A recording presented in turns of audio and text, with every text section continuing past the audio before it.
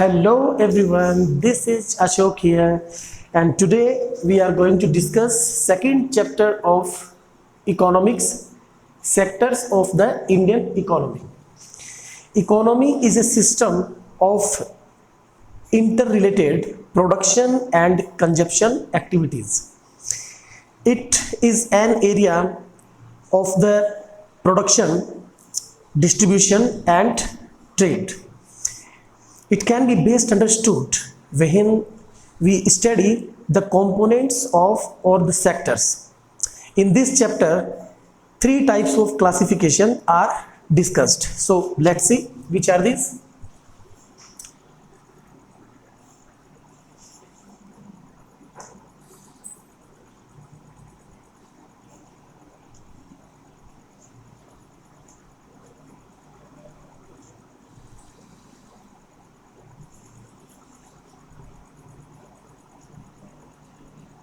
On the basis of economic activities.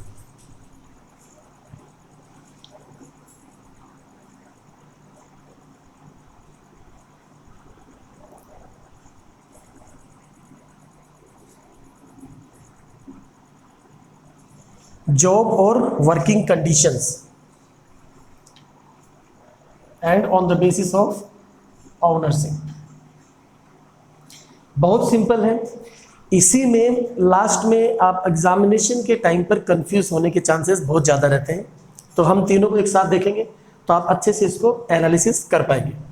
On the basis of economic activities, जो भी हम काम करते हैं जिससे हमें मनी प्राप्त होए वो इकोनॉमिक एक्टिविटीज़ है. तो इकोनॉमिक एक्टिविटीज़ के बेस पर आपके तीन सेक्टर होते हैं. Number first primary, second secondary and third is tertiary. अब देखिए, जब कोई भी चीज़ प्रोड्यूस होती है तो सबसे पहले तो वो कहाँ से आएगी? नेचुरल रिसोर्स से आएगी. तो इसका डेफिनेशन हम लिख सकते हैं, व्हेन वी गेट और produce resources by exploitation of natural resources. जब प्राकृतिक संसाधनों के दोहन से हमें वस्तुएं प्राप्त होती हैं तो वो आपका प्राइमरी एक्टिविटीज़ होती हैं, और ऐसे कार्य आपके प्राइमरी सेक्टर में आते हैं. तो ये पहला आपका प्राइमरी सेक्टर हो गया. जैसे एग्रीकल्चर, माइनिंग, फिशिंग, डेयरी, और इसी प्रकार से और भी. आपका ज़्यादा समय ना लगे इसके लिए थोड़ा सा हम शॉर्ट एंड स्वीट तरीके से इसको देख लेंगे. देखिएगा कि 2017-18 के डेटा के हिसाब से, और more about 44% people were engaged in primary sector. और स्पेशली इसमें भी आप एग्रीकल्चर की बात कर रहे हैं कि एग्रीकल्चर में आपके 44% जो लोग हैं वो इसमें लग रहे थे. तो ज़्यादातर लोगों को रोजगार कहाँ से मिल रहा है? एग्रीकल्चर में, यानी कृषि के कार्यों में. तो इसीलिए इसको हम प्राइमरी सेक्टर और एग्रीकल्चर और रिलेटेड सेक्टर भी कहते हैं. एग्रीकल्चर और रिलेटेड सेक्टर इसको क्यों कहेंगे? क्योंकि जैसे डेयरी वगैरह है, फॉरेस्ट्री वगैरह है, एनिमल हस्बेंड्री वगैरह है, ये सब कुछ चीज़ें आपकी एग्रीकल्चर बेस्ड ही हैं, ये उसको सपोर्ट करता है. तो इसलिए प्राइमरी सेक्टर को ही हम एग्रीकल्चर और रिलेटेड सेक्टर भी कहते हैं. नंबर दूसरा आपका आ गया सेकेंडरी सेक्टर. सेकेंडरी सेक्टर वो है जहाँ पर प्रोसेसिंग एक्टिविटीज़ होती है. किसी भी रॉ मटेरियल को आप और ज़्यादा वैल्यूएबल और यूज़फुल बनाने के लिए जब उस पर कार्य करते हैं, तो ऐसे कार्य जहाँ पर किए जाते हैं उसको हम क्या कहेंगे? Secondary sector.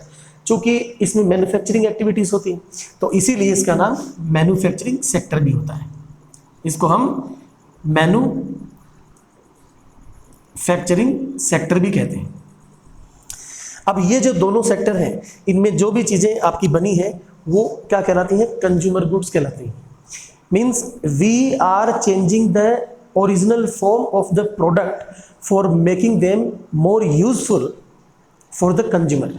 तो सारा, क्योंकि आपको पता है कि आजकल मार्केट का राजा कौन होता है? कंज्यूमर होता है. तो जो वो चाहता है उसी का मैन्युफैक्चरिंग किया जाता है. तो जब मैन्युफैक्चरिंग करने के बाद में आप दूर दराज के क्षेत्रों में उसे पहुंचाएंगे, यानी सेलिंग करेंगे, तो उसके लिए आपको क्या क्या जरूरत पड़ेगी?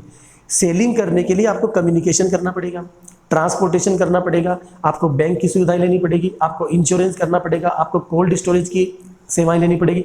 तो ये सारी की सारी जो चीज़ें हैं, कम्युनिकेशन हो, ट्रांसपोर्टेशन हो, ये सब चीज़ें आपकी किस में आ जाएंगी, टर्सरी सेक्टर में। जैसे सॉफ्टवेयर वगैरह है, इंफॉर्मेशन टेक्नोलॉजी है, सब कुछ चीज़ें, सारा कुछ टर्सरी सेक्टर में आएगा, जहां पर आप सेवाएं देते हैं। We are not even producing here anything else, but we just provide services. तो इसीलिए चूंकि इसमें सिर्फ सेवाएं दी जाती हैं, इसलिए इसको सर्विस सेक्टर भी हम कहते हैं। तो आई होप सबके क्लियर हो गया होगा। फर्स्ट प्राइमरी सेक्टर, जिसमें प्राकृतिक संसाधनों के दोहन से हम चीज़ों को प्राप्त करते हैं। सेकेंडरी सेक्टर में निर्माणी क्रियाएं की जाती है, यानी मैन्युफैक्चरिंग एक्टिविटीज़ को किया जाता है। और टर्सरी सेक्टर में सिर्फ हम सेवाएं देते हैं। तो ये जब आपसे पूछेगा कि on the basis of economic activities, तो आपको इन तीनों को लिखना है। अब सीधे अपन दूसरे पर आते हैं।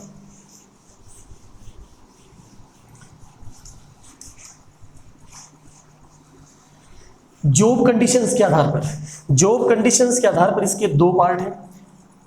पहला है ऑर्गेनाइज्ड सेक्टर, और दूसरा है अनऑर्गेनाइज्ड सेक्टर। तो हम इसकी बातें पढ़ लेते हैं। इसकी जो बातें हैं उसके बिल्कुल ठीक विपरीत इसके अंदर आ जाएगा। जैसे ऑर्गेनाइज सेक्टर का सबसे पहला पॉइंट अगर आपसे पूछता है कि जॉब कंडीशंस या वर्किंग कंडीशंस के आधार पर सेक्टर्स को क्लासिफाई करिए, तो आप लिखेंगे ऑर्गेनाइज्ड और अनऑर्गेनाइज्ड। ऑर्गेनाइज्ड को हिंदी में कहा जाता है संगठित क्षेत्र, जहां पर सरकार के नियम और कानून को फॉलो किया जाता है। Wherever rules and regulations laid down by the government और that are followed by any institution, तो वो आपका क्षेत्र जो बिजनेस यूनिट है वो किस में आएगा, संगठित क्षेत्र में, या फिर इसको हम क्या कहेंगे, ऑर्गेनाइज्ड क्षेत्र में। तो सबसे पहला चीज यहाँ पर रूल्स एंड रेगुलेशंस को फॉलो किया जाता है। दूसरा, इसमें जॉब सिक्योरिटी होती है, यानी किसी भी व्यक्ति को कभी भी फायर नहीं किया जा सकता है। तो यहाँ पर कार्य सुरक्षा होती है। जैसे सरकारी नौकरी की तरफ क्यों भागता है आदमी, क्योंकि उसमें कार्य की सुरक्षा होती है। इसी प्रकार से लिमिटेड कंपनी हो, प्राइवेट लिमिटेड कंपनी हो, जहाँ पर भी रूल फॉलो किए जाते हैं वहाँ पर किसी भी बिना किसी बहुत बड़े रीजन के आपको नहीं निकाला जाएगा, तो वहाँ पर काम में सुरक्षा होती है। नंबर 3, वहाँ का वर्किंग इन्वायरमेंट बढ़िया होता है, good working environment, safe drinking water,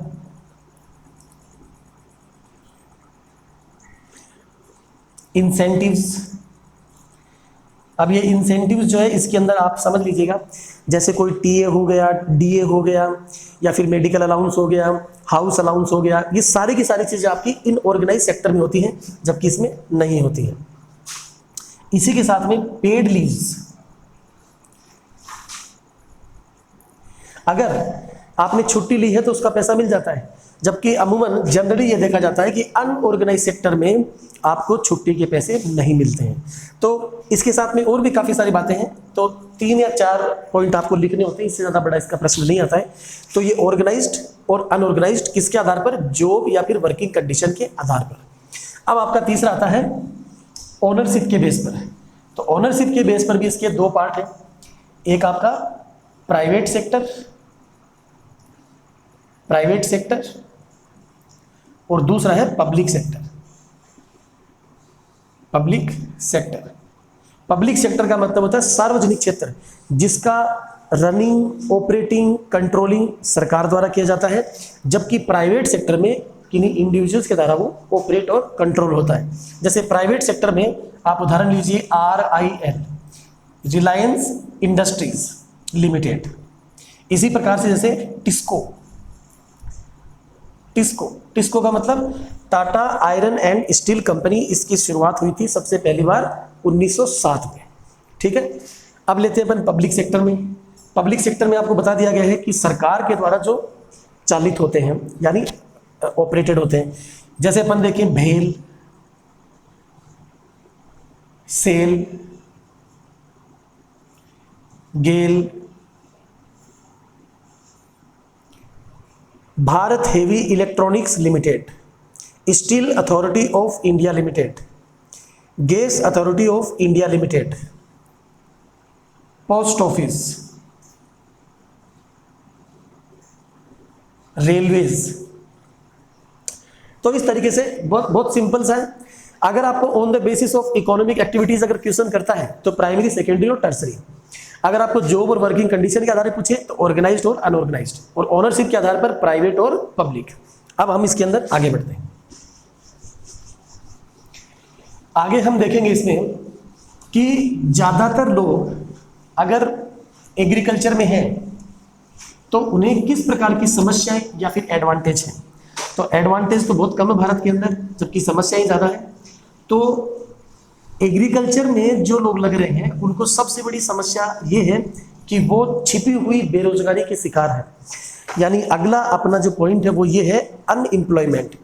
when a person is unable to getting any job on going prices, इस सिचुएशन को हम कहते हैं अनएम्प्लॉयमेंट। जब कोई व्यक्ति प्रचलित मजदूरी पर कार्य पाने में असमर्थ हो तो उसे हम क्या कहेंगे, बेरोजगारी। अब बेरोजगारी आपके दो प्रकार की है इस चैप्टर के अंदर, अपनी बुक के अंदर। एक आपकी डिस्गाइज्ड और हिडन अनएम्प्लॉयमेंट, और दूसरा है आपका सीजनल अनएम्प्लॉयमेंट। देखिए, डिस्गाइज्ड या फिर हिडन अनएम्प्लॉयमेंट, छिपी हुई बेरोजगारी, सबसे ज्यादा आपके कहां पर पाई जाती है, एग्रीकल्चर में। When a person engaged in agriculture job and they are doing some work but that is below their capability, यानी जब आप अपनी क्षमता से कम कार्य करते हैं तो इस चीज को, इस प्रकार की बेरोजगारी को हम क्या कहेंगे, एग्रीकल्चर। जबकि वो दिखने में दिखता है कि वो काम कर रहा है लेकिन हकीकत में वो काम नहीं कर रहा होता, बल्कि वो बेरोजगारी का शिकार है। किस प्रकार की बेरोजगारी का शिकार है, छिपी हुई बेरोजगारी का शिकार है। इसी प्रकार से अर्बन एरियाज में भी छिपे हुए बेरोजगार होते हैं, जैसे प्लम्बर, ओड जॉब वर्कर्स, कोई पेंटर। तो ये डेली बेसिस के ऊपर काम करते हैं, कभी काम मिल भी जाता है, कभी काम नहीं भी मिलता है। जनरली आप उनसे पूछेंगे भी क्या करते हो, पेंटर का काम करता हूँ, प्लम्बर का काम करता हूँ, लेकिन क्या 365 दिन उनको काम मिला, नहीं। तो इसलिए ऐसी बेरोजगारी कैसी कहलाएगी, डिस्गाइज्ड या फिर हिडन अनएम्प्लॉयमेंट कहलाएगी, छिपी हुई बेरोजगारी। अगर आपसे पूछेंगे कि किस क्षेत्र में सबसे ज्यादा पाई जाती है तो आपका जवाब होगा एग्रीकल्चर। दूसरा है सीजनल अनएम्प्लॉयमेंट।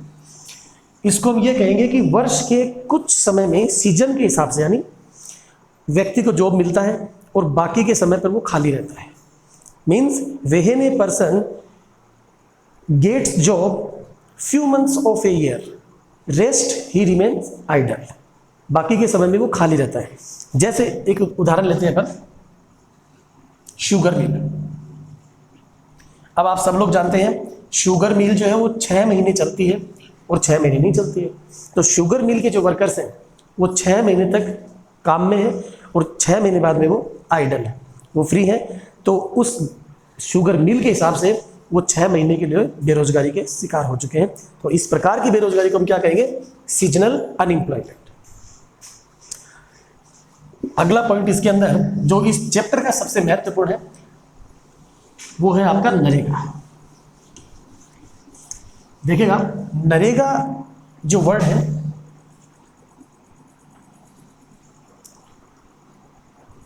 इसका फुल फॉर्म होता है national rural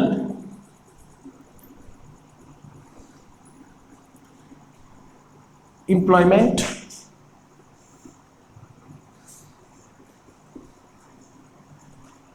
guarantee act. National rural employment guarantee act, इसको प्रपोज्ड किसके द्वारा किया गया था, हु प्रपोज्ड नरेगा? तो आपका जवाब आएगा पीवी नरसिम्हा राव। कब किया, 1991 में। इसको फॉर्मुलेट कब किया गया,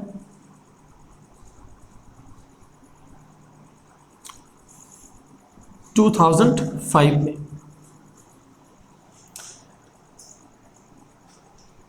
इट केम इनटू इफेक्ट, यानी प्रभावी कब हुआ? 2006 से, 2 Feb,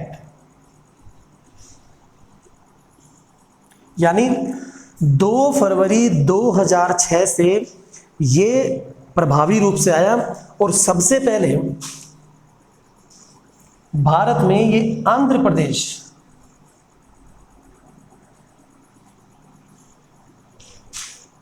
प्रदेश के अनंतपुर जिले से ये आया, अनंतपुर डिस्ट्रिक्ट से आया। और इस वक्त इसको जो लॉन्च करने वाले थे वो थे आपके PM, the then PM doctor Manmohan Singh.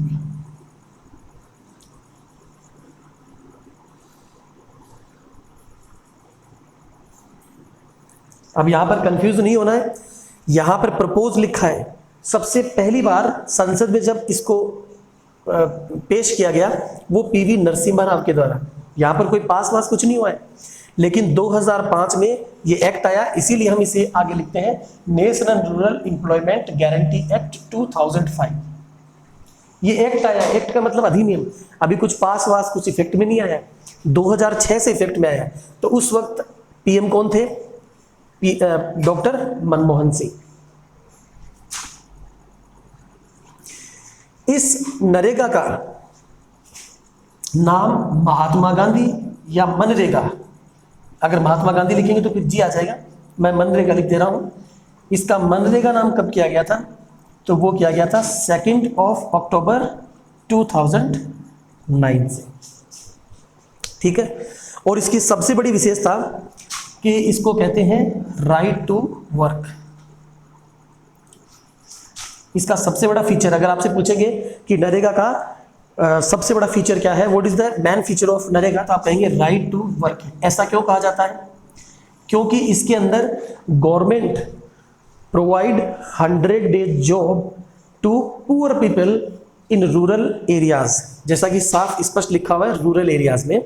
तो इसलिए अभी आजकल ये 100 की जगह ये 150 हो गया है, 150 डेज का कर दिया गया है, लेकिन अपनी बुक के अकॉर्डिंग इसका आप 100 डेज लेके चलिए। तो 100 दिन का काम सरकार देती है। If the government fails in its duty, कौन सी ड्यूटी? 100 दिन का काम देने की। If the government fails in its duty, the government will provide the workers for remaining days allowances, ठीक है। जितने भी दिन का काम, मान लीजिए 100 दिन का काम है, 50 दिन का ही काम दिया तो 50 दिन का अलाउंस देगी सरकार, यानी 100 दिन का उनको पैसा मिलेगा। तो इसलिए ये है राइट टू वर्क। इसका सबसे बड़ा ध्येय ये है कि ग्रामीण परिवेश के अंदर जो पुअर सफर्ड पीपल हैं उन सबको काम मिले, उनका इकोनॉमिकल अपलिफ्टमेंट हो जाए। तो ये छोटा सा आपका नरेगा था, इसमें से बार बार क्वेश्चन पूछा जाता है, तो थोड़ा सा ध्यान रख लीजिएगा। अब इसके अंदर लास्ट में 2 ही पॉइंट बचे हैं। एक आपका ये आता है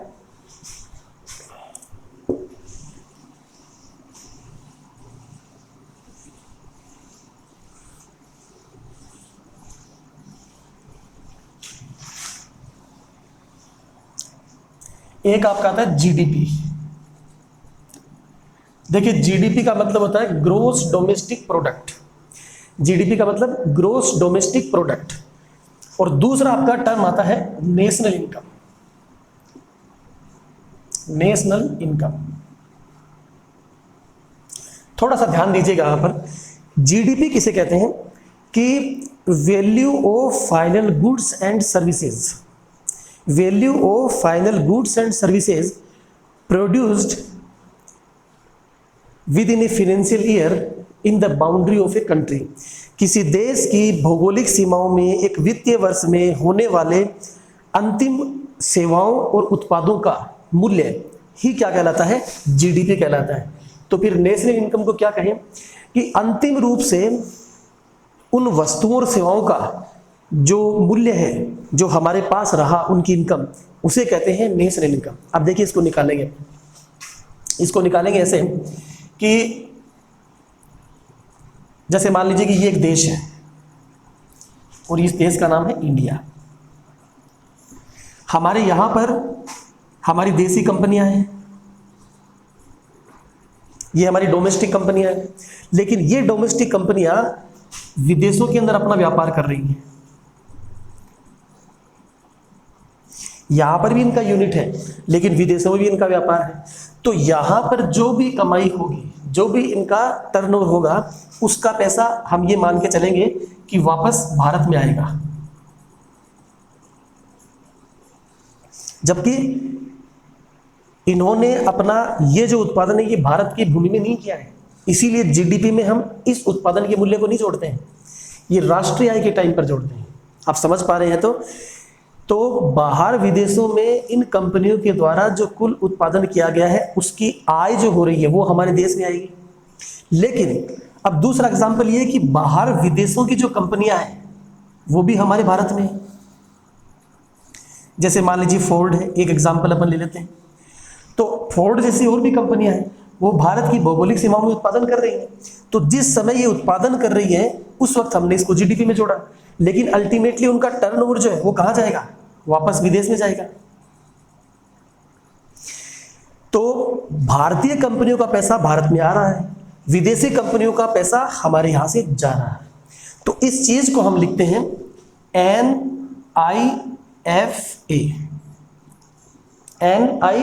NIFA। इसका मतलब होता है net income from abroad. Net income from abroad, अगर हमारे देश से ज्यादा अल्टीमेटली अगर हमारे देश से पैसा जा रहा है तो वो माइनस होगा, अगर हमारे देश में कुल मिलाकर पैसा अगर आ रहा है, बच रहा है, तो उसको हम प्लस करेंगे। तो ये होता है NIFA। तो कुल राष्ट्रीय आय जब हम देखेंगे तो इसको आप एक शॉर्टकट तरीके से लिख सकते हो NNPFC। ये आपका राष्ट्रीय आय का शॉर्टकट होता है, net national product at factor cost. बात समझ गए होंगे? तो जीडीपी और ये एक हो गया आपका नेशनल इनकम। दो छोटे से टर्म और इसके अंदर, एक होता है फाइनल गुड्स एंड सर्विसेज। तो those goods and services are ready to sell in the market places and that are useful for the consumer and that are ultimately consumed by the consumer or used by the consumer, वो आपके क्या होंगे? Final goods and services. इसका definition पूछ लेता है। Intermediate goods वो है जो फर्दर प्रोसेसिंग के काम में आती है। ठीक है, तो ये आपका छोटा सा चैप्टर था। आई होप्स आपके समझ में आ गया होगा, और मिलते हैं अगले ऐसे एक वीडियो में। तब तक के लिए जय हिंद, जय भारत, धन्यवाद।